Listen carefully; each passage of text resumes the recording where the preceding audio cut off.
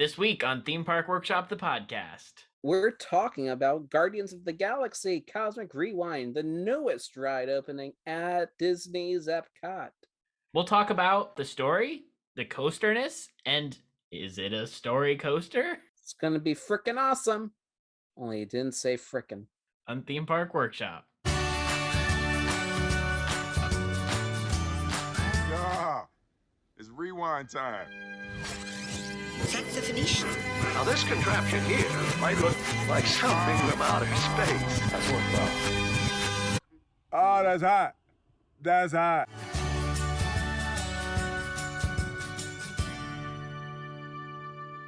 Welcome back to Theme Park Workshop, the podcast. My name is Jonathan Edward, and I'm here with my co-host, Adam Johnson. Hi, I'm Adam Johnson. I'm the co-host. I feel like that felt like more professional than usual. But anyways, we're back for the Theme Park Workshop podcast. And this week, we're talking about Disney's newest, latest, greatest, most epic, oh no, that's not the right word, attraction, Guardians of the Galaxy Cosmic Breakout, Rewind, Mission, something, right? You know the professionalism you're talking about. I hate to break it to you, Jonathan. I think we lost it. Yes, Guardians of the Galaxy Cosmic Rewind, because you go back in time. That song is not in the ride. If they had used that song, that would have been such a dig at Universal. It would have, and I think it would have become your favorite ride of all time. It might Screw have. the storytelling, screw the thrill, screw Chris Pratt reading off a cue card. That would have been Jonathan Edwards' favorite attraction, ride, roller coaster of all time, because it had the Back to the Future song in it. Yeah, that's very accurate. And you know why, Jonathan? It's because that's the power of love. That's the power of love. I'm a big Back to the Future fan, and I sadly never got to do Back to the Future the ride. But we're talking about the next best thing, which is Back to the Past, the Guardians, the ride, where they're rewinding cosmically. The Breakout. Is this a sequel, or is it a prequel? Is it even in the same continuity? Do these things matter? I think these are the questions we're going to unpack today in part. Yes, we're going to be talking about every aspect of Cosmic Rewind. So, if you have not experienced it yet and you would not like to be spoiled about any aspect of the attraction, turn away now. X out of the window. For the view, leave a comment, ring the bell, subscribe. You know, all the jazz. But you for your purposes, you may not want to listen to this episode. But come back later, because we're still going to be here. We don't take down our podcasts yet.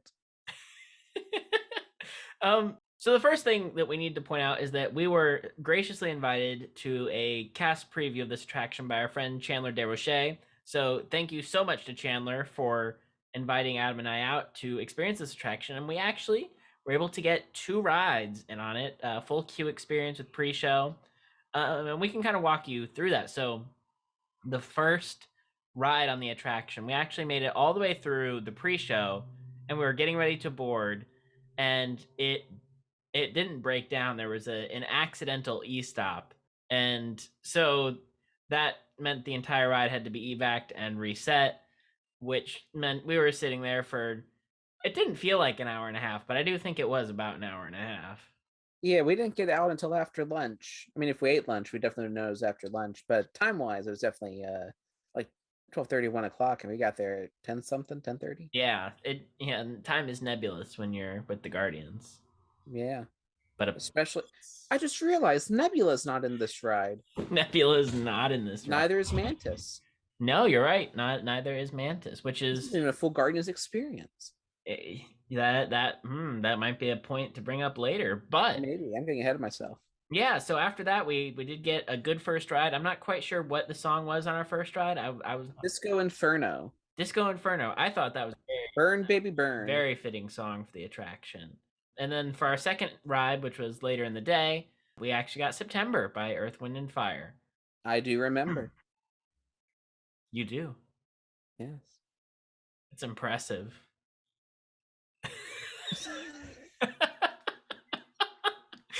It's impressive that you remember, because this ride's storyline is perhaps one of the more forgettable attraction storylines. I think let's go ahead. This is Theme Park Workshop. This is the break down the story, the Greg Grabaric theme park story circle analysis workshop. You're right. We've really dropped professionalism for this episode. But yes, the story of the attraction. It starts in an alternate timeline. This is not direct MCU canon, but from what we can tell, the events of the first Guardians film are canon to this timeline. This very much so appears to take place between Guardians 1 and Guardians 2, based off of the cast of the Guardians, as well as, the references to the Guardians saving Xandar. We say this is an alternate timeline because of the villain and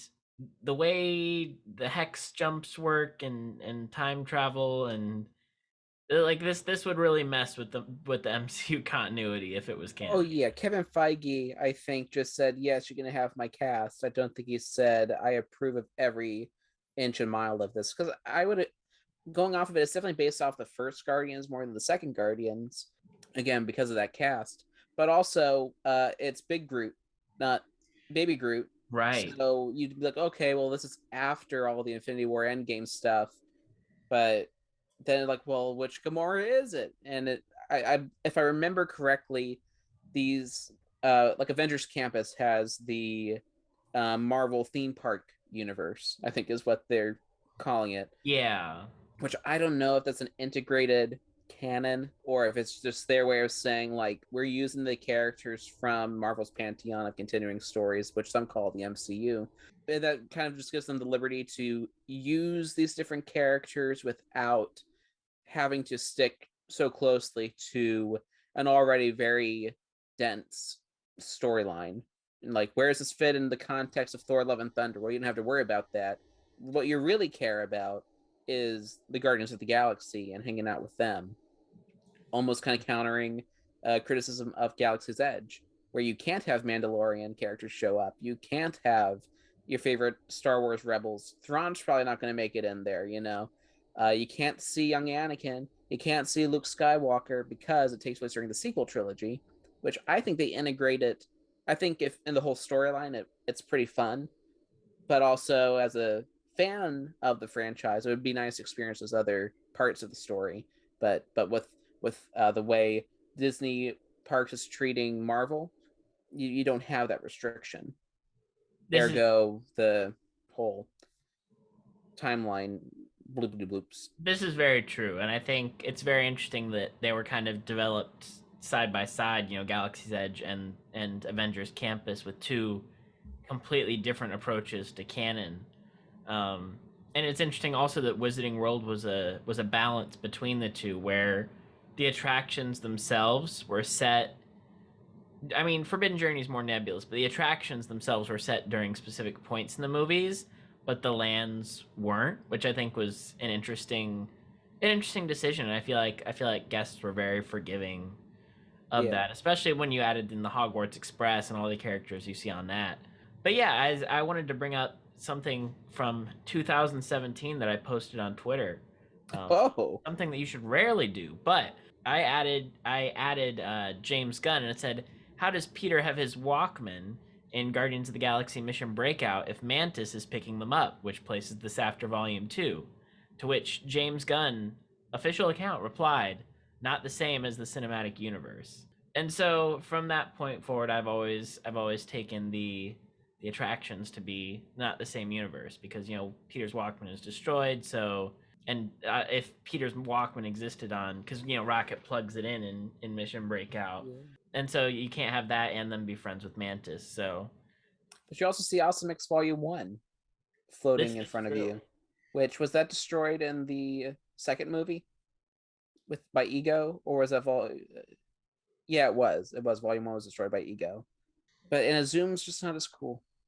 Yeah, we haven't seen Peter really use it, but yeah, so the story basically is the Guardians, they're doing their half good, half bad shtick. They're doing the news cycle after the Battle of Xandar. Chris Pratt's talking about veggie, veggie, fruit, fruit. And the Xandarians have come to Earth to set up a pavilion so we can kind of do a transfer student type thing where they take us and they come to us and we kind of swap places so we can observe each other's culture. So we get teleported onto a Xandarian ship where they're going to be able to take us hyper jump and be across the galaxy to Xandar.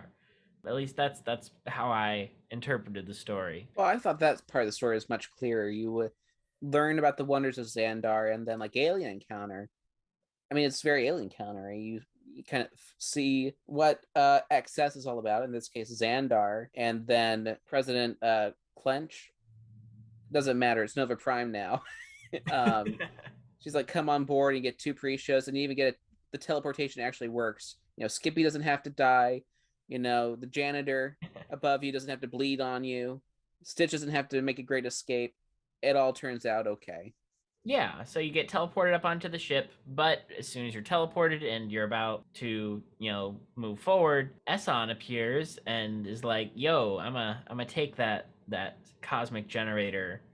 I think that's what it's called, the cosmic generator, which provides them the ability to do the hyper jumps through space. And he needs the cosmic generator to go back in time and stop the creation of humanity, which that's pretty big stakes. So of course they naturally call the Guardians. There's an actor that a lot of people seemed to recognize that's in these first 2 pre-shows that I don't think I did. Do you know who this is? It's Terry Crews.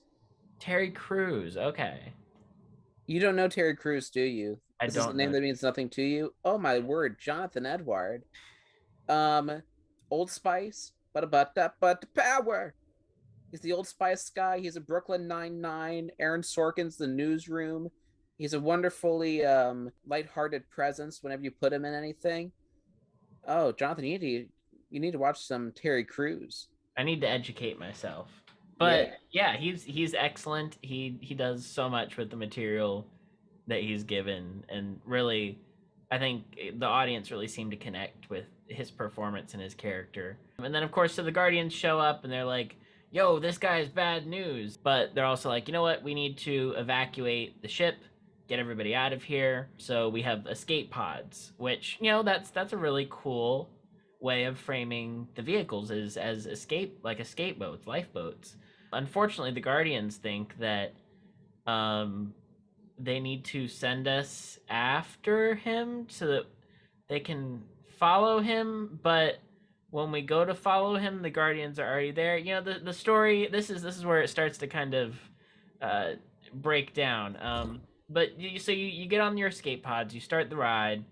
The Guardians are like, "Don't worry, we're all in this together." And then you go into a room where Esson is there and the Guardians are there in the ship, and then time travel happens, and then you're rocking through space to some tunes. From what I gathered on 2 rides, we see the formation of the Milky Way. We obviously see the moon. We go around that, and Esson, we steal the generator back at some point, and Esson gets defeated just like Ronan the Accuser was in the first Guardians, where a line of Xandarian starships wrap around him and create like a force field, which is presumably why one of those is outside, since it's such a crucial plot point in this attraction, to the defeat of the villain. Esson goes down like a chump. Very much so. We make the jump back to EPCOT. Every person comes out tired, and then we get a personalized goodbye with the Guardians, where they welcome us to the Guardians, but also not really. As the music continues, and we unload. Did I miss anything? Did I miss any crucial plot beats in there? I mean, you got the gist, and I think it, whether it was accurate or not, I think the impression is still important, because my opinion is, and we'll get into the analysis, I think, right after this, leading up to the roller coaster portion, I think it does a pretty good job of laying everything out. And then once you blast off, things get a little bit less clear. Yeah. But the Guardians have already kind of hightailed it. They're somewhere else, and we end up on the Xandarian starship, or the cargo ship, something like that. from there, the celestial Esson, I don't know how you picked up his name. I think you like blogging the wiki or stalking the wiki or something. Yeah, no, I definitely saw that in a press release beforehand. I just thought it was a funny name, so it stuck in my head. Well, Esson steals the Zendari and the Nova Corps cosmic generator to go back in time, which isn't its normal purpose. Its normal purpose is to transport you somewhere else, not somewhere else. But the reason we get on these escape pods is because Terry Crews is like, we got to get these guys out of here. And Rocket's like, even better, since we can't get to the portal in time and you can't go anywhere without your cosmic generator, let's just send them out into the black hole and we'll track them. That's how they get to where we are. Okay. Yeah. So we like immediately go out the airlock because the black hole, the jump point, is literally right outside the starship. So we go out the airlock into the jump point, and that's when that scene happens, that video scene. Right. Where Zendara, or not Zendara, the Esson, he's like, you should never have come, you're gonna lose. And then Peter Quill starts the tunes, and Esson's like, what's that noise? Which Chris Pratt takes great offense to. It says, noise, no one's gonna stop rock and roll. You get blasted back to the Big Bang. Immediately they get the generator back. Like, that's resolved very quickly. You kind of see it on a screen if you're paying attention, and then you just flash back and forth as banter happens until, as you said, he stopped like a chump. Compared to other Celestials in the Marvel Cinematic Universe. Wow. There is a lot to be said about how this ride handles its story. Mm-hmm. And I wanted to talk a little bit about kind of like the development of the attraction, because I know I was telling Adam that, like, I remember this being announced while I was in high school, and this was when James Gunn got canceled by Disney, where he wasn't going to come back for Guardians 3, which is why DC picked him up. But the Guardians Rewind had already been announced, and one of the big selling points was that you had James Gunn to work on it creatively.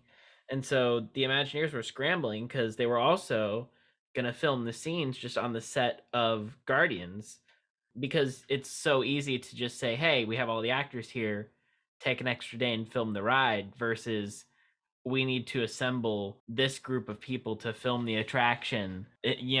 That's a lot of work to just get those actors all together. And that was something at which they were still unsuccessful, because Bradley Cooper is most definitely not here. Despite returning for Mission Breakout, it appears for one reason or another he was not in Cosmic Rewind, which is, I don't know if it was necessarily a choice by Disney. I have to wonder, was it financial? Did he want too much, or was he just like could not be bothered to do it? Because I think both are very plausible. I mean, Universal could have shaken an arm and a leg at Daniel Radcliffe and Emma Watson, but they were pieced out by the time Diagon Alley came around. They were like, no, we're moving away from this.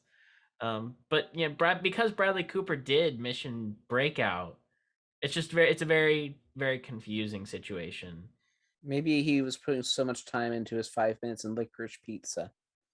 I don't know. But yeah, so it's one of those where you don't really get a lot of time with the Guardians face to face in this attraction. The pre-show, you see them, and you see them kind of before you get blasted back into the coaster. But for most of the ride, they're just in the spaceship, and you kind of hear them over the intercom, which is interesting. And it makes me wonder if that was something that creatively was changed after the James Gunn firing in the design process. It's like, all right, let's make an attraction that we don't need to shoot as much. Like, we could CGI them just into the ship, and the ride itself would be mostly intact to do that kind of filming, which I think is certainly plausible.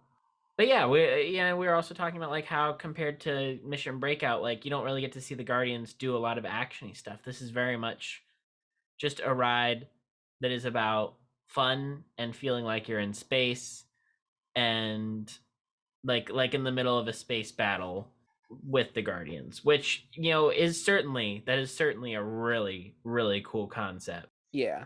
So when we got off this, the first thought that I had was I have no idea story-wise what just happened at the end there, but I don't care, which I seem to say a lot. But, just like as an enjoyer of things, I very much enjoyed the thrilling experience that I had, and I enjoyed the queue and the pre-shows leading up to it. So like the fact that sure it's the center point of the storytelling, that ride portion, but it also was just a small part of it, that Right. one thing got swapped out for another, but the other thing is still there, and the effects and the ride films are built around the story, and when you go back and watch it, it does so effectively. I think my thought is it's kind of the same issue that we had with Hagrid's the first couple of times we wrote it, where not every story beat was, or not story beat, but dialogue point and what's happening next per se was entirely clear. Like, how many people know to hit the purple button on Hagrid's the first time they ride it? Right. It's because my thought is perhaps it's kind of just a sensory overload happening as Yeah. you're learning a ride for the first time on the first day and stuff, where you will pick it up on future rides, you'll pick it up on future watches, not so much like it's poorly told, or maybe they just start prioritizing other things in a certain moment like thrill. And so I'm giving it the benefit of the doubt by saying it's a Hagrid situation where it is told effectively, but maybe not clearly the first few goes, but you'll pick it up on future rides. But I don't think it's in the way like Skull Island Reign of Kong is, to bring up one of our favorites, where that one you understand what has happened. It's overwhelming because you're watching two screens side by side. There's a lot of shaking, there's a lot of stuff, and the queue itself is, when it was the way it was with scare actor and all that, it's a very oppressive queue, and like there's a lot going on in that experience, but you walk out of it going like, I know what happened. I can tell you what happened. You might not know every detail that happened. You pick that up on later rides, same with Spider-Man, but you understand what happened. This is different. I felt like I didn't know what happened, but it's also you're going very fast and you're doing a lot of coaster things. Like for me, I was focusing a lot on the coaster things when I was on it more so than the story things. That's my storytelling thoughts, the thoughts on how they told the story. Yeah, well, I think you make for a good segue to the coaster portion, which is absolutely incredible. I think Hamana. like everything about the sensation of floating through space that this attraction gives you is done to perfection. Like the spinning coaster is used not in a way to make you dizzy or to give you an out of control sensation. It's used to keep you on your toes and to subvert the curves of the track so that you don't feel like you're on a track. You just feel like you're floating, which I think is just absolutely brilliant and used to fantastic effect for this attraction. I think even more so than Space Mountain, it feels really like you are just zooming through space to the tunes, and that makes this just so much fun to just like everybody is in a good mood while riding this. There's nobody that's bored. There's nobody that's like, oh well, I'm not impressed with the story, because I know, like you said, the story takes a back seat for the coaster fun, for that excitement of just, hey, we're here, we're floating through space, listening to fun music and seeing wild stuff go down briefly as we're here. And that's really, that's the point. That's the fun. It's not trying to be anything more than fun. Which I think sometimes that's just the attraction. It's not trying to break ground in anything that it does, really. I mean, there's nothing in this attraction that I could say, hey, this has never been done before. I mean, it's one of those things where like how Flight of Passage is just incredible, even though what it's doing is basically just Soarin' but better. Guardians is also incredible, but what it's basically doing is just Space Mountain but better. With as far as like the technologies utilized, the pacing, the length of the coaster that they're able to fit into, the smoothness, obviously the spinning tech, like It's debatable whether or not Disney's whole first spinning coaster thing is a workable gimmick, just because of they're like, oh yeah, it's the first coaster where we'll be able to point you in the right direction you need to see the story. I remember that was how it was marketed. I don't know so much in practice. Because there are times where the show scene is happening behind the vehicle. Yeah. I'm thinking like during the spin around the Milky Way is also when Xandar is capturing Esson. Oh yeah. Yeah, or maybe it was the moon or the Milky Way, one of those things. And I on the second ride, I had to look behind me to see what was actually happening, so I could catch those story beats. Yeah. Not that it's terribly essential. I mean, you get the gist when you're flying past it. Yeah, I would say like Space Mountain is space themed. Guardians of the Galaxy Cosmic Rewind is space travel. Like, I think Guardians of the Galaxy Cosmic Rewind does for space travel what Manta did for undersea gliding, giving you that manta ray experience, and what Hagrid's did for motorbike adventuring, where it really transcends being a roller coaster, which it's kind of like for me, it's like kind of two layers of revelation for Disney. The first one was like, holy crap, they built like a legit roller coaster that feels like a roller coaster that could stand with like any of the, roller coasters people love. But then the second layer is, oh, but this is also more than a roller coaster. Like, they're using roller coaster technology, roller coaster thrills to produce a sensation that's not just roller coaster. It's also not just story. It's the floaty sensations. They've like they manipulated gravity, or they're using physics to give you this unique sensation that's different from anything in the Disney parks, which I think is why it's kind of hard to compare. Like, people are like, this is the most intense ride in Disney World. Okay, yeah, maybe that's probably true. I'd say Rock and Roller Coaster is still more intense. That ride's a blurry to me, so I'll take your word for it. I mean, the G-forces going upside down alone, like if you're talking about that type of intensity, because you got to remember there's no lockers, so Disney designs the G-forces so that everything stays in your seat. That's true. But yeah, no, it does transcend its genres. Maybe not, again, maybe on the story. I know they're marketing it as a story coaster, an omni coaster system for the purposes of storytelling, and maybe it doesn't pass with flying colors, the storytelling portion, as we already talked about. But that omni coaster system, I can't wait to see more of it. Yeah, absolutely. I definitely thought, and we'll probably get into this more later, but like, I thought it was going to be kind of like Disney's Gringotts or Haunted Mansion that moves fast, something like that. And it was completely different from both of those. Just, I mean, you got the backwards launch that happens, which is very smooth. I really enjoyed that. Launches usually kind of, I get leery about them, just because of the forces they produce. Like, I love Velocicoaster. I don't like taking off from Velocicoaster. I love the Mummy. I don't like taking off from the Mummy. I love the Hulk after I blast off. Like, they don't know what, me and launches don't always get along, and yet on Cosmic Rewind, just going backwards at whatever speed we went at, and then right into that backwards curve, it was just an amazing thrill and really set the tone for what I was about to experience. It was way more than I expected out of Disney, and in the end, it's a great Disney ride and an incredible roller coaster. I 100% agree. Yeah, it was kind of weird coming out negative about the story, but yes, as a coaster, this is a great coaster in the length. It's not a short coaster either. You get a full roller coaster experience here, and you have the song playing the whole time. You have the quips coming, and from what we've heard, there's like different quips you can hear on different ride versions. So there is some variation in there, certainly. I think my favorite one though is when it's going into like the second act of the roller coaster portion. The Guardians have captured the generator, and we're about to blast off to a new time point, or point in time, or point in place. And Esson, you can see him in the screen above you, kind of like the red tunnel in Space Mountain. And he says, "I'm going to destroy you."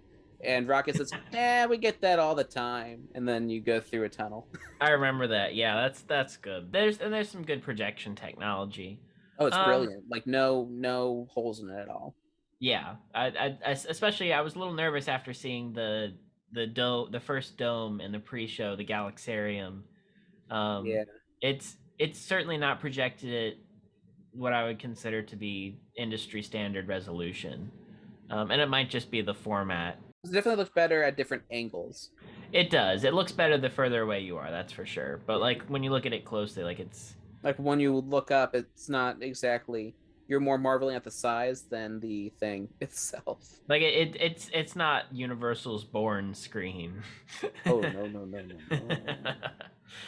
No. But yeah, so that's kind of our thoughts on the ride as a whole. There's a couple, controversies surrounding this attraction. First, no, no, nothing major. Just like, should this attraction have had animatronics? We saw the rocket animatronic in Guardians of the Galaxy Mission Breakout. The first concept art piece released showed Rocket and Groot standing by the ship, implying that there would be animatronic. And of course, there was that wonderful article that said that Rewind would feature animatronics before it was redacted to have that part removed. Given the whole tiresome screens debates about Universal and animatronics, this is an interesting piece to add to the conversation. Should it have had animatronic? Would that have improved any aspect of it? And if so, which ones should they have gone for? So my response to that would be, it's not hurting for animatronics. I always think animatronics would be cool, like Kong. I keep on going to Kong. Our channel is basically half Kong at this point. But it's a screen ride, but that Kong at the end is a really nice added flavor. Rise of the Resistance kind of mixes a whole bunch of things, and some animatronics are a lot better than others. Just putting that out there, Yeah. Hux is not an attractive face, not an animatronic for him, But so I think it would be really cool to have seen these Guardians or some of the Guardians brought to life in animatronic form. Or heck, in the conversation we were having, you said having Esson be an animatronic, even if it's a very limited one like Kong, would have added some extra flavor to it. Just a waist up animatronic, like, so that you could see his scale, like even if it was just his head on an axis, like to see the size of the eyes, like maybe even just add a glow effect on the eyes. Don't even build the whole animatronic, just do an eye light rig that gives the implication of scale, since you're in the dark. Could have been functional. But yeah, I think like just a moment to see physically the scale of Esson, maybe even circle around it, would have really helped the stakes of that. And then obviously do a B mode where you projection map onto the thing. I mean, that's what Disney does with the castle and works perfectly fine. So I think that was a missed opportunity to really make Esson stand out in guests' minds, because I don't even think the average guest will come out of this ride and be able to remember that Esson was a part of it. I think after about 2 hours, he will be erased from their memories. And that's just like, I don't think he's going to become an iconic meme as theme park attraction villains have been known to do. Like Elsa, Kylo, or something like that. Yeah, and his lines aren't even that memorable either. I think the best one he's got is not where, when, in the pre-show. They definitely gave Dave Bautista the best lines as Drax, not the villain. He is eating this up. Yeah. But just to kind of wrap up on the animatronic thoughts, just to kind of put a bow on that, unless you want to unwrap it and kind of talk about it a little bit more.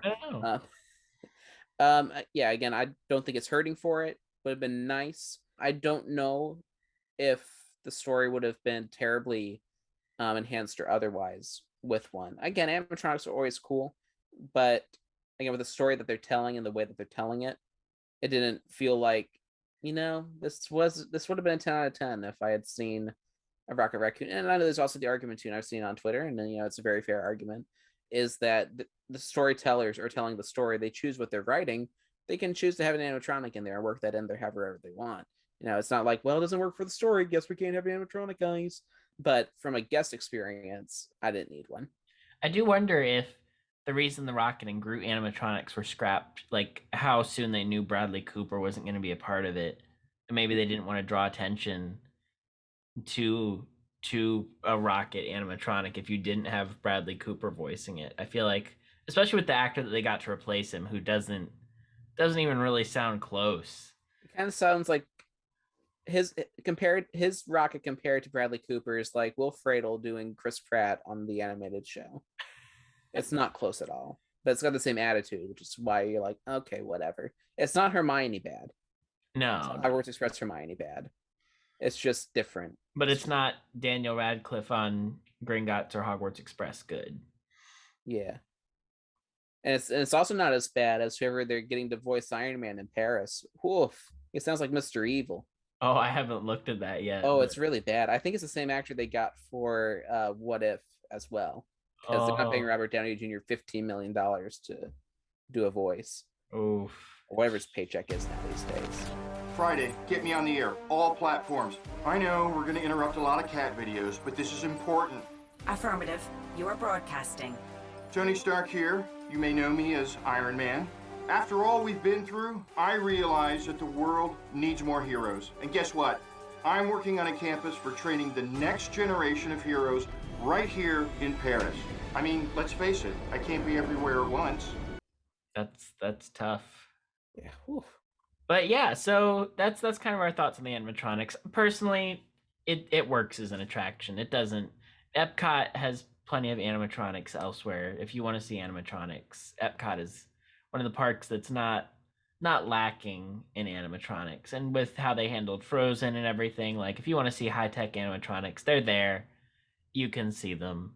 I don't think this is a ride that anybody will say falls into the screens trend of being lazy or falling back on screens because it has nothing else, because it has so much more. I do want to talk about one of the more interesting uses of screens in this attraction, which is the first scene after the first lift hill, where you're out in space.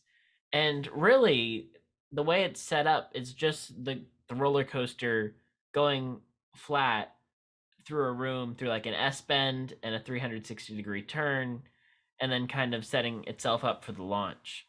Which, I don't know, I don't know if that effect completely worked for me. Like the whole room is blacked out and like all the action's taking place on the screen, which you're turning to face, and the screen is also squinching as you're moving by to make the perspective appear right. And to me, I don't think that fully worked. I wasn't really tricked by that effect in the way that I guess I felt I could have been. I get it because the story needs to be set up there and you need a screen to tell that part of the story. But I think that bit at the start, I think, took me out of it a little bit, just because of it literally is you're just moving around the room and they're just controlling what direction you're facing so that it feels like a cohesive scene. I don't know. How did you feel about that scene? I think when we went into that room, I'm just thinking, oh, this reminds me of Dinosaur. There's a scene in Dinosaur about halfway through where there's kind of a break from the dinosaur hunting and you're just kind of like being whipped all over the place as you make a curve into the other side of the show building. So I was just kind of nerding out about that connection that I made to really care. But I did think that the projection was super crisp. Yeah, that was gorgeous. The squinching, the curving, I don't know. And I guess it's supposed to be space, but they don't have the fiber optics or the disco lights going off either, compared to the rest of the attraction does that. Yeah. So I mean that's missing. But I think I was just too in awe of the whatever K projection that they have going on, and you're like, this is like Dinosaur, yeah. to really care too much. Yeah. That's like the only part you really get a clear sense of what is going on too. That's true. And then they project like the whole like cosmic rewind part really, really effectively. Like the flashing and the colors and all that. It's just really neat. And it transitions right so awesomely into the launch hallway. I agree with that. I think the actual rewind effects, like the colors and everything, is so well done. Yeah. So it leads into it greatly enough that I'm not even thinking about any negatives with that scene. That's fair. That's very fair. You don't need too much. Do you think this ride fits in Epcot? This is another thing that has kind of been hotly debated. Is it cheap to say that Star-Lord visited Epcot as a child and use that as a gotcha and try and kind of do the whole Wonders of Xandar parodying the Wonders of Life? Chris Pratt making some veggie fruit and Horizons references for the Epcot homies, and yeah, there's a lot to unpack about how this ride reacts to Epcot and its place in Epcot. Personally, I think it fits just fine. It works. I think once the other side of Future World is finished and we see Moana, and nobody complained about the seas with Nemo and friends being brought in. I think this is as organic as you're gonna get.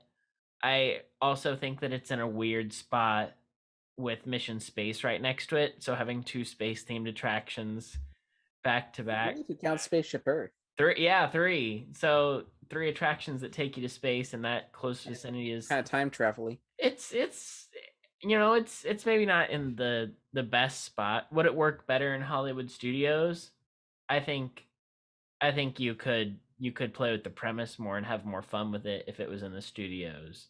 But I don't think it's a bad fit for Epcot or a bad replacement for Universe of Energy. From what I hear, not at all the bad replacement for Universe of Energy. So before we move on, we actually made it a point to make time for everyone's favorite segment, the Balthazar Banshee beat. So, without further ado, Balthazar Banshee. Well, to reiterate, to counter legal action from a puppet, we have indeed decided to follow up on what we supposedly promised out of Christmas joy, which is, of course, to welcome in Balthazar Banshee. Where is he? Balthazar Banshee. I don't. Does Balthazar he not show Banshee. Up? The one time we actually are giving him airtime to air his thoughts on Cosmic Rewind, and he's not showing up. Well, I shouldn't be surprised. Take his catchphrase. Murder him. Well, he took it from Dinosaur. I can take it from him.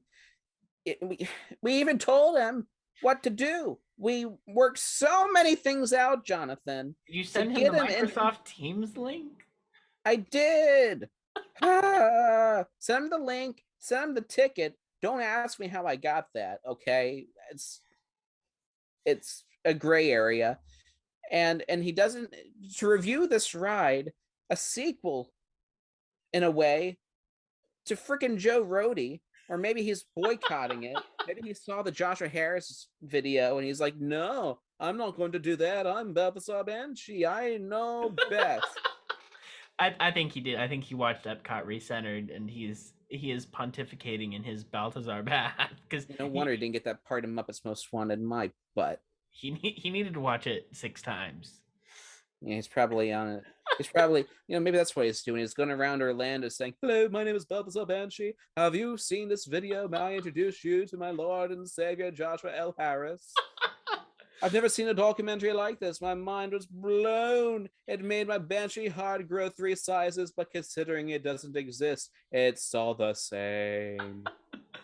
So yeah, I guess we'll just we'll postpone the Banshee until I think you get what do you think, Banshee? If you were here, what would Banshee say?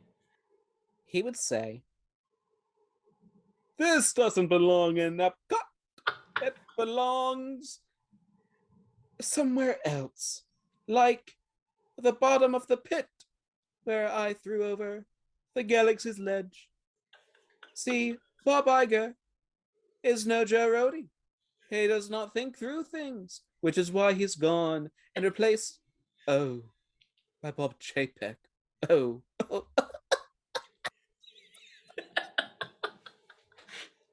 So, as you can see, it is good company of a bad monopoly, like the time that Jonathan tried to play. And it was so bad, I disappeared. And he was sad and alone. And then he found a fiancée. That's what I would imagine he says. I don't know if that's actually what's going to say. I kind of disappeared there. Am I okay? No, yeah, you're okay. You're good. You're back. Okay. Whew. I agree. I went to a dark place. I went to the mind of Balthazar Banshee. You don't want to go there, Jonathan. Yeah. I think you made a lot of never once should you do Balthazar Banshee. It's a weird spot to be in. No, I promise. I'm not even going to attempt it. No, yeah. So let's move on. Let's forget about our dear friend Balthazar, and go ahead and move on to the next thing. If you listen, getting serious now, if you listen to the last episode we did, you will realize I'm not an EPCOT expert. It's the park it's the major park I know the least, at least in this area, this Florida area. I've only spent half days there. I've never spent a full day at Epcot. So I'm not the one to ask, does it fit? But what I can speak to is the experience that we had at Epcot with Guardians of the Galaxy Cosmic Rewind. And I can tell you that it did not feel out of place. In fact, it kind of told a narrative, at least the order of attractions we did. We started out with Cosmic Rewind, which, imagines a future where we're meeting aliens. I mean, if you break it down, to its basics, this is, but what if aliens, right? Yeah. What would that be like? It's very similar to Alien Encounter, but also completely different from Alien Encounter, but like in concept. What if we had aliens? Maybe that fits more Tomorrowland than Epcot, but I think in Future World, you can think about the future. I guess now it's not Future World, it's World Discovery. Nevertheless, I think it still works. And I kept on telling Jonathan, I was telling Chandler as we were going in, the music and the design going into the pavilion, it felt like classic Tomorrowland, old school Tomorrowland. It felt like what I imagine old Epcot was like. A score, the music felt like, the Epcot entrance loop that everyone's listening to while they're doing homework. It feels like Carousel of Progress and People Mover and all that, which is what I consider retro futurist Walt Disney. Like those aesthetics, those vibes go into that. So it felt like Disney going, and is it all fictional? Of course, yes. Does it talk a whole lot about energy? I didn't pick up on anything. We were also, it was a relatively short wait to experience it, so we weren't hanging out in the queue too much to grab every last detail of its storytelling, or not its storytelling, but like the little details that would thematically touch upon other things. Now, Adam, you're telling me that an attraction in which the primary MacGuffin is a generator doesn't touch on energy. It's not the same as Bill Nye and Ellen telling me about the future that generators can have and X, Y, and Z. No, I know. I was just joking. I know. But to pick up the pace on my point, so we went from all that, like thinking about like aliens and space travel and interstellar, like intergalactic travel and time travel, and just like these broad concepts of imagination and science fiction, to then go to Mission Space, which is the reality of space travel. Yeah. It's like, okay, we were just kind of had our head in the clouds, but now we're actually going into a spot that attempts to simulate what we can actually do today, present, what is happening when we do go on these great adventures and missions. And then from there, we went to the land. We did Living with the Land, where we're like, okay, so we've talked about the science fiction. We've talked about the places outside of this world. And now we're going to learn about how the world we're in, what we can do today with it? How can we live with the land, the world that we do have? Now what do we do? That kind of thing. And then of course you got World Showcase and and all of that, and like learning the cultures of the world that we do inhabit, and the cultures that actually do exist before us. I thought it was a really, and then Spaceship Earth, how as we ended the day with just how we've progressed in a certain way with what we do have, and how we've found holes in what we have to communicate, for example, and to innovate and take technology and ideally dream about what's next. I just felt like having that narrative experience through Epcot, Guardians never once felt out of place. It had a different vibe, it had a different tone, for sure. It's a roller coaster, for crying out loud. You know, it's not, you go on Living with the Land, you go on Cosmic Rewind, they're two different rides, but I feel like in the totality of at least the Future World sections, it all kind of ties together. Yeah, I do think so. This grand story that this World's Fair is telling.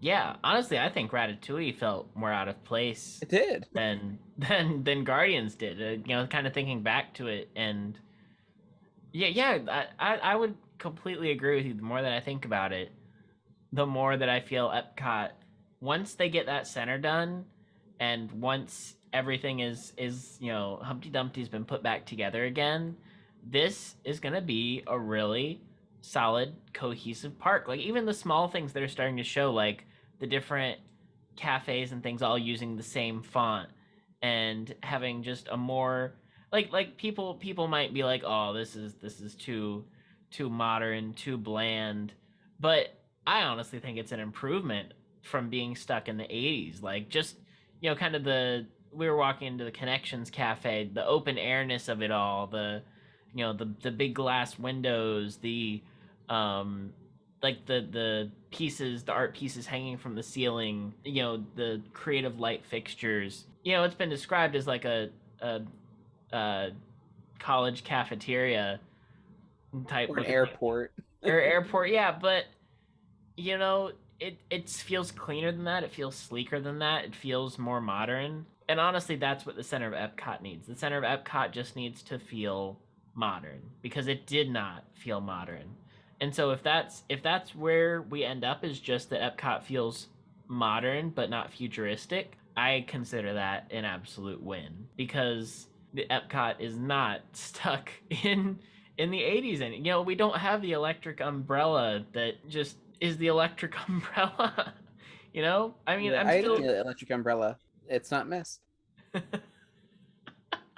I mean, like, I'm still confused as to why they cut the big 3-story pavilion that was supposed to be, like, kind of the icon of New Future World. But, you know, with everything that's going on, and with the fact that, you know, Soarin' is, you know, has at least the new high-res version, Living with the Land still exists and has been upkept very well. Like, there's still activity there. It doesn't feel like abandoned.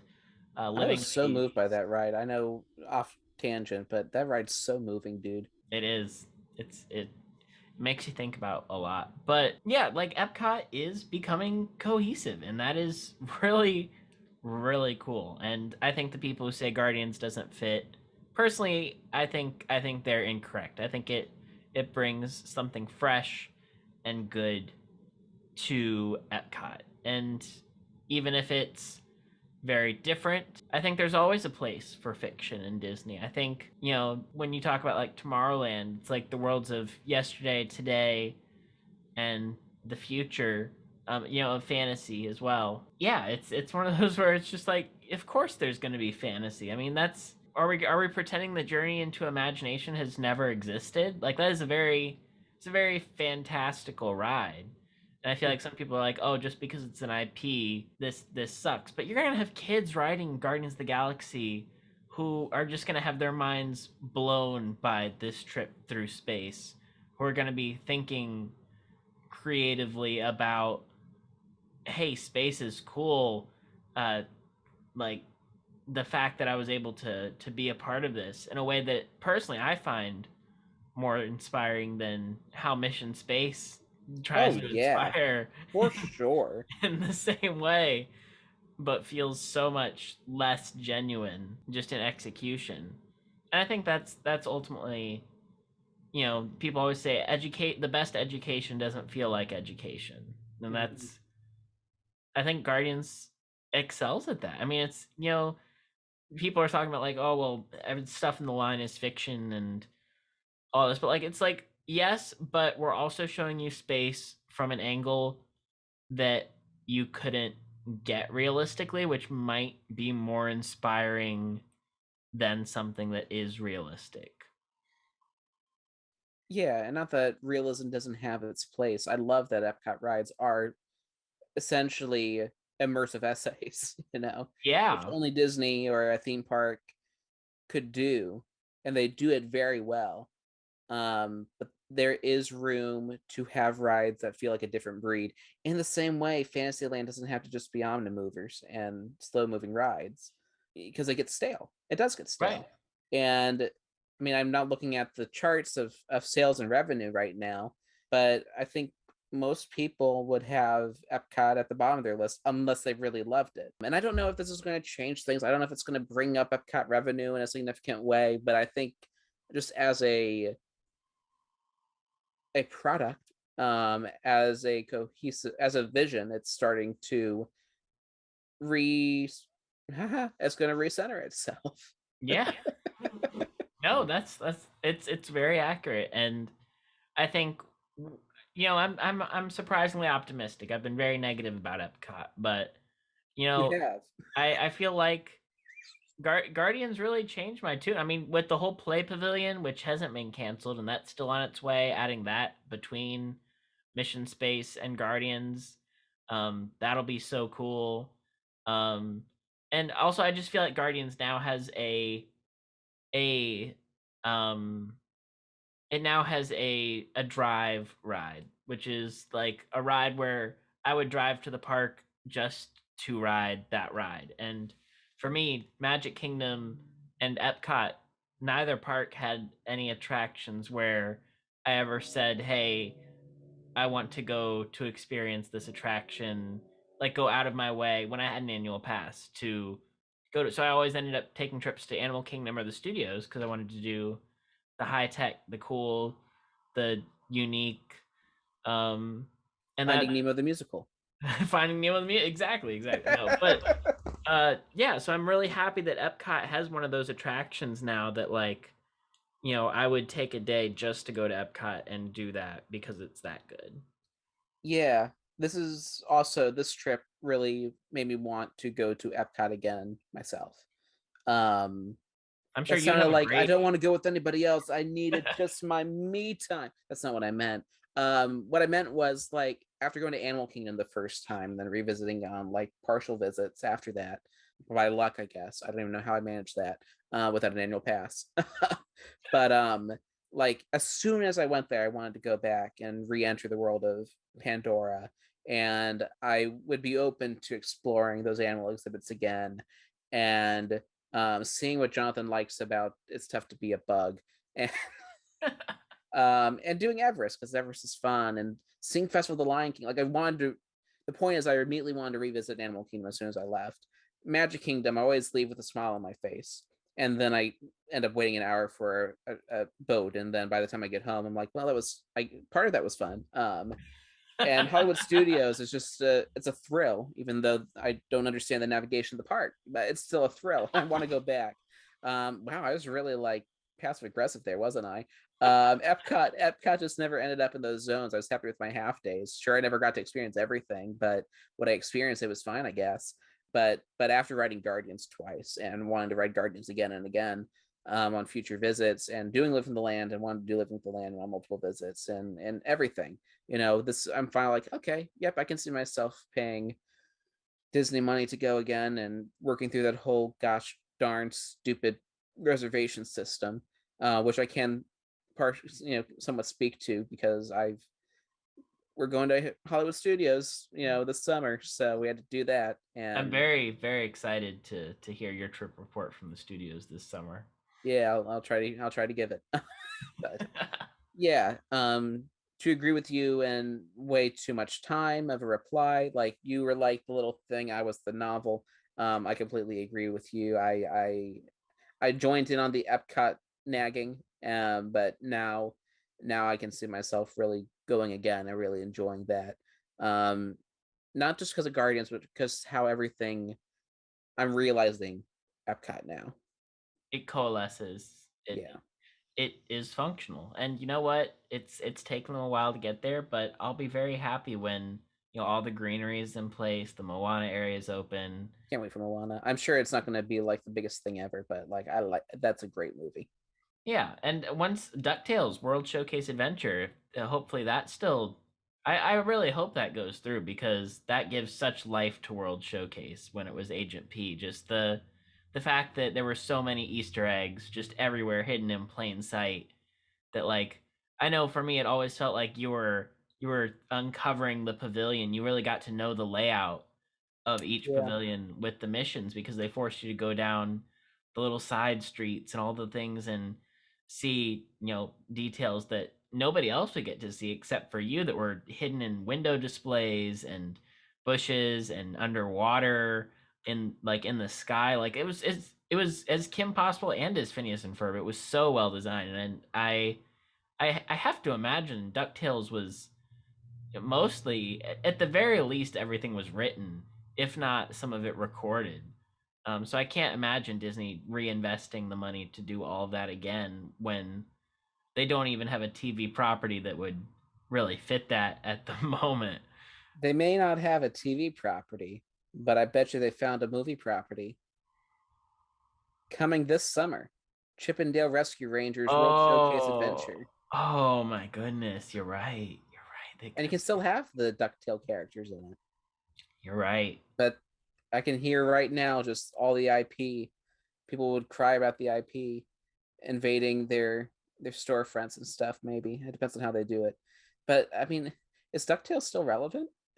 I mean, I know it's a great show and all that, but... The 2017 one was never... Like, its popularity, in my eyes, declined as the show went. Like, it hit the big nostalgia splash at the start, and it never really grew. And like, it grew in, like, fandom, but I don't think it ever grew in general public popularity in the same way that, like, a show like Amphibia went from being completely unknown to...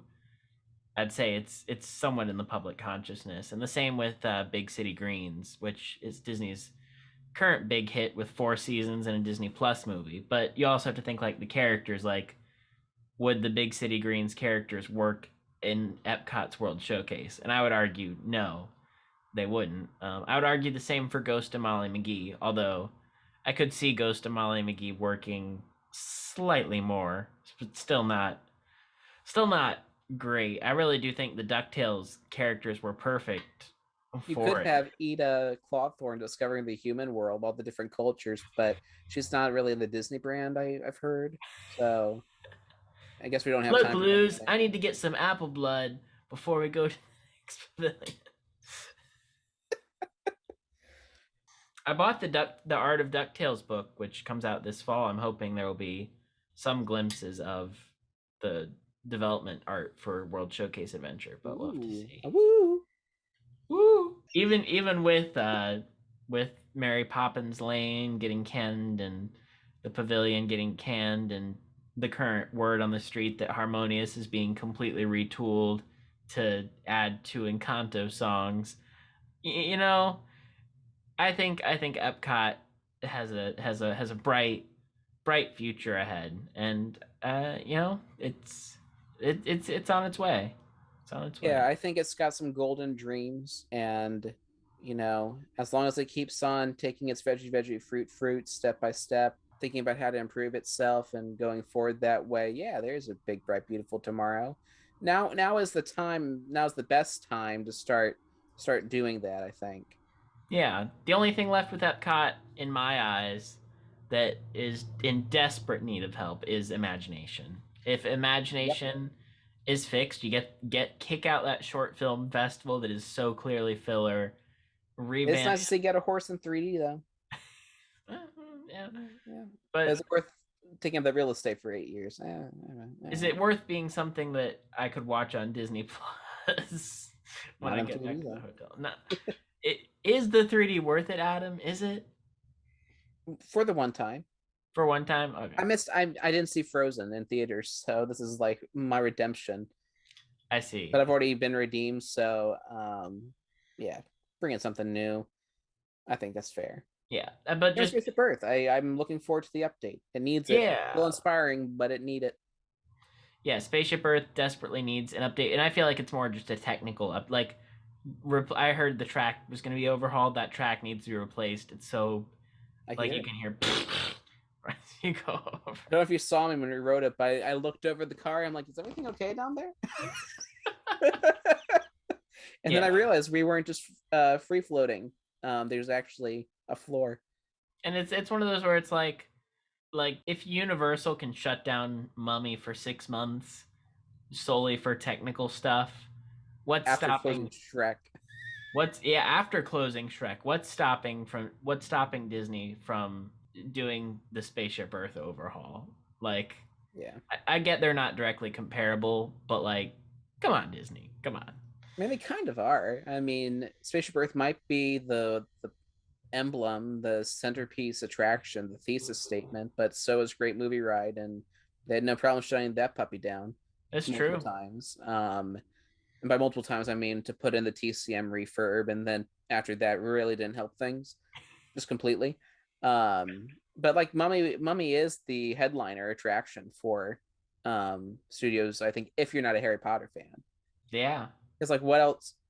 Just by what I hear from people, like what else do people go there for? It's not Fallon. It's not Fast and Furious. It's not Transformers. It's like, guys, we gotta do the Mummy. We gotta do the Mummy. Everything else is just added value. Honestly, when we were talking about like a number of attractions, and I know I was talking with my fiance Brooke the other day about like how they're not building additional capacity with attractions. They're just replacing high capacity attractions with high capacity attractions, and so the Disney parks capacity never keeps up. I feel like one of the reasons Universal can keep their lines down is because you have a ride like Transformers. It's nobody's favorite, but it is incredibly high capacity. It's high tech, and you never hear anybody coming off of it saying that was bad. You hear people saying that was really cool, like, oh, we were in the middle of a battle. I think I bruised my side, but yes. But it does what it needs to do. It eats people, and Universal put that where there was just a low capacity show before in the middle of the park. And so, it's not the standout. But when Universal built that, they added capacity, and they added a good attraction. And I feel like Disney just needs more of that type of thing. And it's also weird that it takes Disney so much longer to build the clones. We talked about Tronstruction, and we talked about how long Guardians took, which was original, but like we also talked about Ratatouille and how long that took. And it's weird that, I don't know if you remember this, but Transformers, from groundbreaking to opening, I want to say was either less than or just over a year. And they built it. Yeah. And they built it in the center of the park where there was no easy access to bring in pieces. Like, when you think about like Ratatouille, that's like tucked back in there. That's got its own corner. You can work on that whenever you want. And that took so much longer to do a basically direct clone, but the building is changed, which is essentially what Transformers is. So what does take Disney longer to do that? And is it because Disney wants to market the clones for like a 2-year period? Is that the reason that that they build them slower and just kind of treat them as original attractions? What's your thoughts on that? Yeah, I don't know. I don't know if the 2-year marketing on Ratatouille really Yeah, that's fair. That's fair. Sure, it's 65 minutes. Sure, it's one of the longest waits in the park right now, that and Frozen, but it's also because they're the new kids in town and they're good rides. I mean, it would be something else. It was like Body Wars, which was the new kid in town, and then nobody liked it, and so it was like 0-minute wait sometimes. I just watched like the Funkland video today, which is why it's on the mind. But no, they're new kids in town, but like a 65-minute wait, you still get that at Magic Kingdom on your 10 most popular rides. You still get that at Hollywood Studios on half your rides. I think if like Ratatouille really blew people's minds, you'd be seeing Flight of Passage wait times, but you don't. Yeah. You just melt in the queue. So I don't know if it's a 2-year marketing. My guess is maybe they're just so spread out because they're also building the Skyliner at the same time. That's very true. Skyliner was a big project. And like each park had some sort of construction going on. I think maybe except Animal Kingdom, but they're still re-envisioning and budgeting their new entertainment. Right. They just have more parks to work with in the country than Universal does or SeaWorld does or Busch.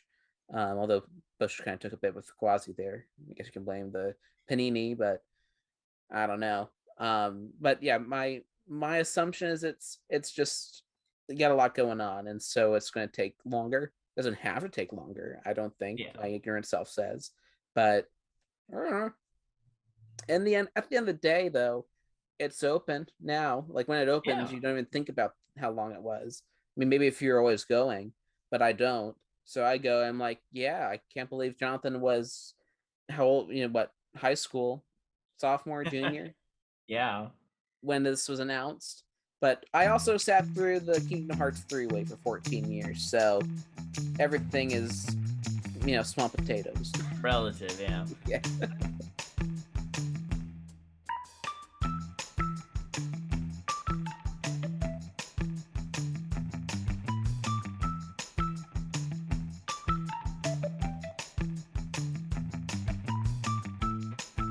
Before we close out and do kind of talk about where it is in the rankings, how do we say this compares to, say, Hagrid's or Gringotts or Velocicoaster, all Universal's attempts at themed coasters? I know Hagrid's is the one that they have marketed on their billboards as a story coaster. Yeah.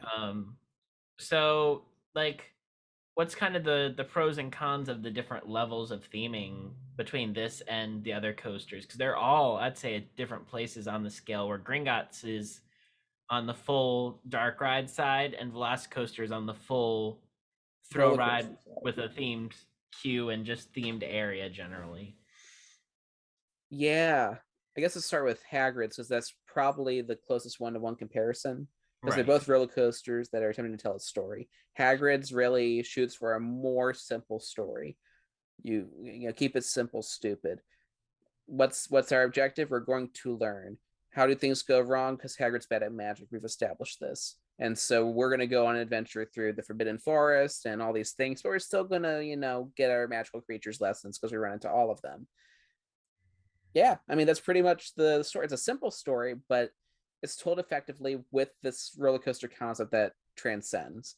Yeah. As we talked about earlier, Guardians' story, once it hits the coaster part, kind of crumbles. And that's even giving it the benefit of the doubt that the story still holds up on, like, it becomes more clear on multiple re-rides. I've watched the ride videos several times, and different ride videos too, to try to get all the details. Yeah. And Hagrid still tells a better story. Guardians is a more ambitious story. I will say that. It's a more ambitious story, but it still gets muddled, and it's not because of the ambition. Right. It's because of the execution. Yeah. Compared to Gringotts, as you said, Gringotts is way more leaning towards dark ride than Guardians is. So they both have controlled spins. They both have launches. They both try to tell a story. Gringotts is just a lot more successful in telling its story because it stops multiple times to make sure you get the show scenes, which, if you're there to watch a story unfold, that's awesome. But if I honestly thinking about it right now, if I was in a theme park where Escape from Gringotts and Cosmic Rewind are right next to each other, I'd probably go to Cosmic Rewind. Story be darned, just because the roller coaster experience is more thrilling. Now, some of those G forces you really feel, so I probably skimp go over to Gringotts after 2 rides, and then kind of warm myself back up to Cosmic Rewind. I guess it really depends on where you sit too. But yeah, Gringotts tells the story better than Rewind, but that's also because they're working in different ways. Now, Velocicoaster tells a very bare story, and that the ride existing is itself the story. Exactly. But similarly, the buildup is very exciting. It is for Cosmic Rewind and for Velocicoaster. The acting is a lot better in Velocicoaster, I think, in the pre-show and the Q stuff than in Cosmic Rewind. Don't know what happened with some of the characterizations. Also, it's too much fun to care a whole lot. I think we briefly touched on that, is that Gamora feels very out of character. Like, her whole gimmick of being more serious than the rest of them is lost here. Drax is perfectly in character. Star-Lord's in character. I'd say first there was cake, now there is toast. This mission is making me hungry. That is a Disney line for the ages, a theme park line for the ages. Absolutely. But yeah, I would agree that Velocicoaster feels like it 100% exists in the Jurassic World canon. I believe that I am in the Jurassic World, and the use of the characters, from like BD Wong being contained to his own little pre-show, and Claire and Chris Pratt's interaction, which is, in canon wise, it's set before the movie, and they really play to that dynamic that you have in the infamously awful first scene released, where Bryce Dallas Howard visits Chris Pratt, and they have a discussion of their past relationship. But like here, it's a lot more fun. It's a lot less whatever that scene was. Yeah. But I mean, even for Chris Pratt, this is probably one of his worst performances in a theme park ride, at least pre-show wise. It's once certainly it's on not the ride, everything turns out okay. But great, yeah. But as a roller coaster, though, Velocicoaster still tops Rewind, I think. Oh yeah, absolutely. Velocicoaster is a better, but Velocicoaster is going for a different sensation. Velocicoaster is going for sheer intensity. Cosmic Rewind really is fly through space with tunes, and at that, it succeeds marvelously. Got 6 different options. Hope you get the one you like. I don't think that Guardians deserves the story coaster title as much as Hagrid's. Only because Hagrid's uses the roller coaster and its format to support its story beats, to the point where if you interview the people getting off of Hagrid's, I feel like more of them would be able to tell you specific story beats that happened than Guardians, where I think I mentioned like 2 hours after, I can't imagine most people remembering the villain or what he was. And it's interesting because there's like, we talked about how like you're facing the moon when the Nova Corps ships are taking down Esson and forming the little net. It's like, that's something that I saw, but that beat did not interact with any part of the coaster. It was simply coexisting in the same space. Whereas with Hagrid's, you lost power, and the ride reversing, that's it's a uniquely Hagrid beat. It's something that's unexpected if you've never ridden before, that direction shift, especially if you're used to things like Everest, where the backwards has to be a pause. And then like the Lumos Solem and the being in the forest and the building, that change of setting, gives that part of the ride a very different tone than I'd say the rest of the ride. And then also, you do have the full-sized Hagrid animatronic. You do have the full-sized Fluffy animatronic, and each one of those is given, like, the coaster slows down so that you can absorb that it's there. So yeah, I think Hagrid's elevates it. It takes the format of the coaster and applies that to its story beats and says, let's make each part of the coaster a story beat, and uses them to interact. Whereas Guardians, the story is playing out, but you are very much just in a whirlwind of flying through space, which is fine. I don't think it aspires to be a story coaster in the same way that Hagrid's does, or Gringotts, which really is just a dark ride with coaster segments.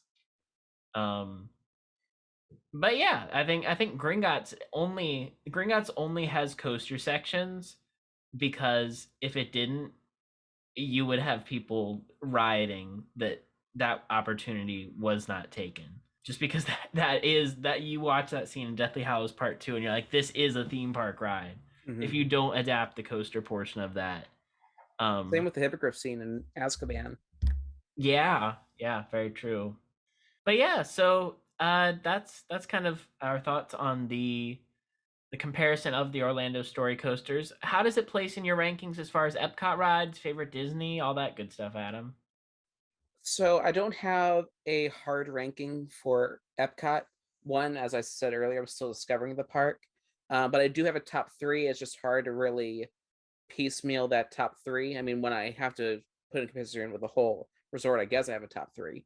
But I'd say Living with the Land, Cosmic Rewind, and Impression de France. Those are pretty much locked in top 3 of Epcot in no particular order. They all, I mean, just listening to this as my top 3, they are so absolutely different from one another. One is a slow-moving transcendental ride experience about how we can better our planet and better interact with it, and all that. One is a rollick and roller coaster ride through, fiction, and the other is a 20-minute travelogue with no dialogue. Yeah. But very different. Yeah, but I think they all really, really excel in their class. And they don't have those kind of like dated aspects or things that I don't like. Like I know Soarin' is up there for a lot of people. I just don't enjoy my experience on Soarin'. It's done well. I'm scared of it actually. Full disclosure, I'm frightened. Spaceship Earth again needs an update. Remy's is really immersive, really cool, but it's Remy. It's Ratatouille. I'm glad it's there. Yeah. Three Caballeros. I should never have seen the movie. It makes it so. Test Track. I wish it had more thrilling parts to it. It's over the thrill part is over too quickly, but it does what it does well, so on and so forth. And we talked about the other things. We don't need to harp on Mission Space, the Seas, and the Imagination, because we're talking about Where's Guardians of the Galaxy Cosmic Rewind. It's towards the top because it does what it does really well, and I like my top 3 in different ways, and so much so that it's hard to really parse out which one I like more among them. That makes sense. My take on Guardians is it is the best ride at Epcot. Hands down for me. I also have Living with the Land as my number 2. Okay. I think it's just one of those things that's so unique, and it feels amazing that the ride feels as alive as you want it to feel. I think just the setup of the scenes inside and how that prepares you for, it's like almost a journey of agriculture through time. Yeah. Like in the same way that Spaceship Earth is. But also just, like you said, it's like a really good video essay. The ending's a little weak, but so are my final paragraphs in college. So, and then my number 3 is Spaceship Earth. I think just doing that again and just kind of seeing history play out before your eyes is so cool. And the way everything's handled, the transitions, the narration, like production value wise, I think it's the mixing is awful. The bumps are there, but I think conceptually the ending is there too. Yeah, the ending is certainly there too. It needs a lot of work, but I think as an attraction, it's so unique, and so like the concept and the execution for its time works. It needs an update, but for when it was created, and the fact that it was put in this giant sphere and that it fits and that works is bewildering. And I think it's one of Epcot's highlights. Then I kind of go down Soarin', I put Remy, Test Track, Frozen, Mission Space, and we'll get to the rest in our Epcot ranked episode. But so that's where it ranks for me as far as Epcot. As far as Disney coasters, Like it certainly Which ones are the ones you're fighting with? it's certainly better than Rock and Roller Coaster, and it's certainly better than Everest. Big Thunder? For me, I think it competes with Space Mountain. I think there is Okay. something about Space Mountain that is just intangibly cool. Mhm. And then there's also Slinky Dog Dash. Obviously, no, definitely. I think I could say Guardians is Disney's best coaster. I think I'm confident in saying that.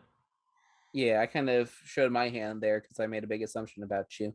But like with me, I'm fighting Big Thunder Mountain and Guardians of the Galaxy Cosmic Rewind. And if you know anything about me and my Disney opinions, Big Thunder has really jumped each time I ride it. It's just a great one to end the day with. Not so much to wait in. But when you just talk about roller coaster experience, but yeah, Cosmic Rewind's my number one Disney coaster for sure. Yeah. And then Everest.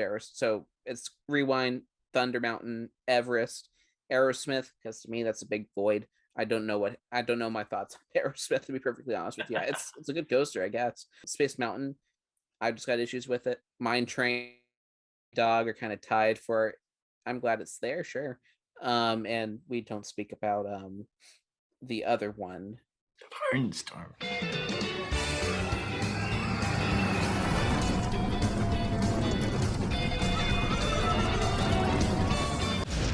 Yeah, I'm one to say that it gets added to the pantheon of the Disney legends. Is it the best?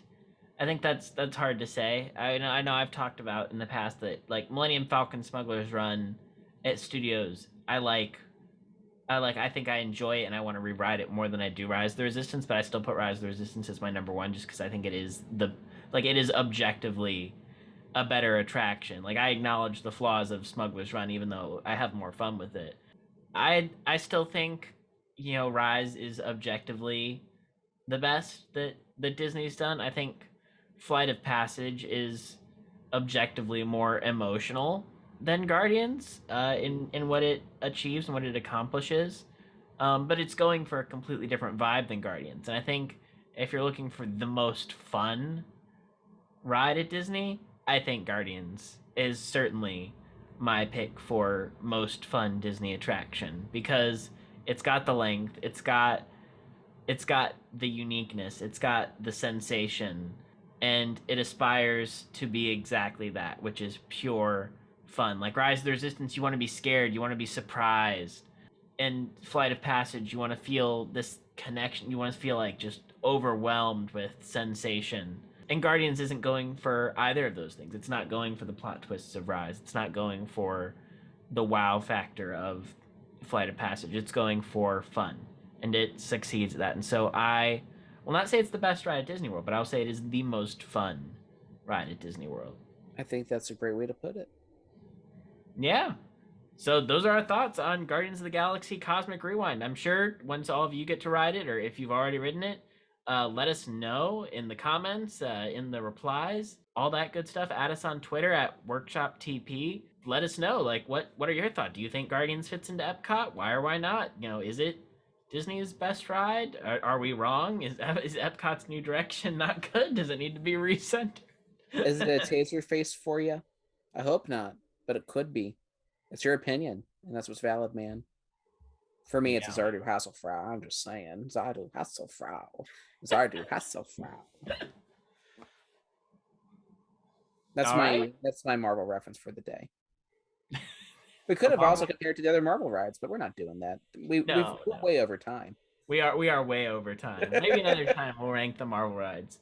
But yeah, that'll do it for Adam and I. Thank you so much for listening to the Theme Park Workshop podcast, and we'll see you next time. This episode has been produced by Adam Johnson and hosted by Adam and Jonathan. That's me. You can follow us on social media at WorkshopTP on Twitter and at Theme Park Workshop on Instagram. And you can follow Jonathan at Wesley As You Wish on Twitter and Adam at AdamJ_film. Special thanks to our patrons, Landon Kanoki and AJ Dana. If you'd like to support us on Patreon, we have multiple tiers and you can get exclusive content. So be sure to check us out at patreon.com/themeparkworkshop. Thank you so much for listening, and we'll see you next time.